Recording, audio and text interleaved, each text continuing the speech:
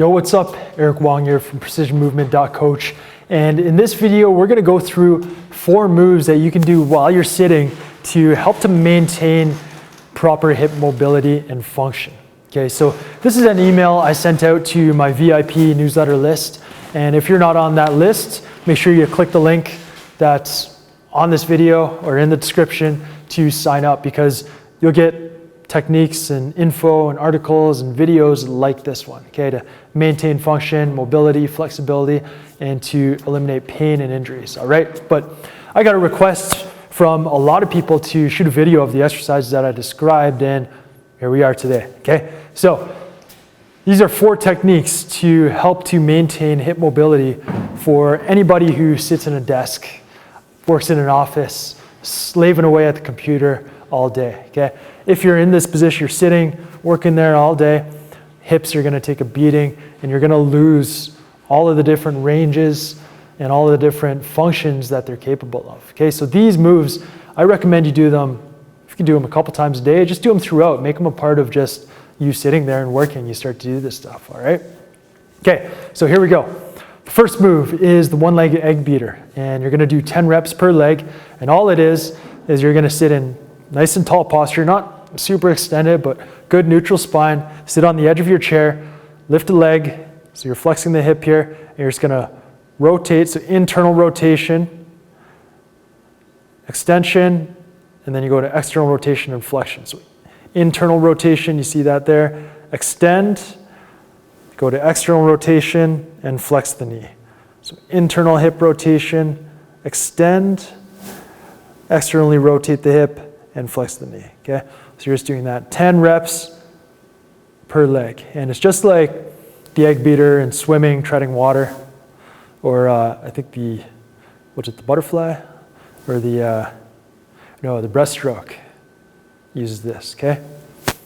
So that's the one-leg egg beater, 10 reps per leg, okay? You could be sitting here doing this, talking to your boss, he doesn't know any better, okay? Maybe show this to your boss, help him too, or her.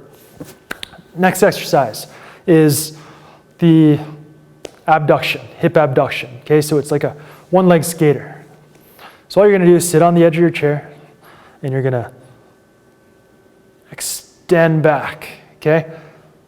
And then pull it in, okay? So this one you might need to balance. If your chair's a little wobbly, you got a wheelie chair, put your hands on the desk so you balance, and you're just gonna extend back and then bring it in under control, okay? So one little tip, if you ice skate, you play hockey, maintain dorsiflexion, so pulling your toe up towards your knee until the very end when you point your toe. And that's a proper skating movement pattern, okay? And then you dorsiflex on the way back, okay? So you're doing this, again, 10 reps both side, and this is gonna help to maintain abductor function as well as stretch out the adductors, the groin, okay? Next up, seated dead bug, very simple. You're gonna lift one foot off the ground, so hip flexion here. Again, make sure you're in good posture. Opposite hand, and drive, lift the leg into the hand and resist, okay? And this is gonna fire up the hip flexors, which are often maligned, and I guess people don't have enough respect for the hip flexors, okay? They need to be strong. So you're gonna hold for 5 seconds and then switch. Maintain good posture. So we're firing the hip flexors, and we're also getting a diagonal core stabilization pattern, which is great for any sports, golf, tennis, any kind of racket sports, baseball, throwing punches, all that stuff's good, okay? So you're gonna do 5 reps per leg, 5-second hold, seated dead bug, okay? Great little technique. Okay, there you have 3. And finally, we have a squat. So for the squat, you're not gonna squat full range of motion, but you're just gonna lean forward slightly. We're gonna do 10 reps.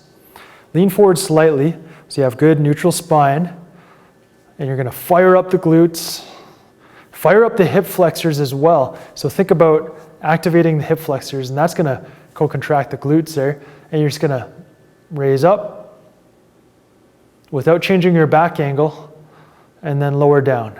just about an inch. So you can barely see. I could be typing here, typing an email, to a customer, trying not to tell them off. And I'm just going up and down. Okay, not that I would do that to any of my customers, because my customers are awesome, but just going up and down, just an inch, nice and slow. You can hold. But we're just firing up the muscles here, and it's important to fire those hip flexors too, to keep good posture and to get a nice clean squat pattern. Okay, so you're just going to do 10 reps of the squat. Do that. That'll take you about 4 or 5 minutes, and you've fired up hip muscles, you've opened up ranges of motion, and you've made your hips a heck of a lot healthier than if you just sat there working all day, not doing anything. Okay, so great to do a few times a day. Do one exercise here and there, just mix it up all the time. But if you're going to work out after work, then it's a great thing to do right before you leave. Okay, because that way you're going to get a little bit of activation going. It's like a pre-warm-up. So it'll help you to jump right into your workout a little bit faster. All right, so there you have it. 4 moves to do while you're sitting to maintain hip mobility and function. And that's the kind of thing that you're going to get from precisionmovement.coach. So make sure you click the link on this video or in the description, sign up for the VIP newsletter, and I'll send gold like this straight to your inbox. All right, so I hope you like this. See you next time. Peace.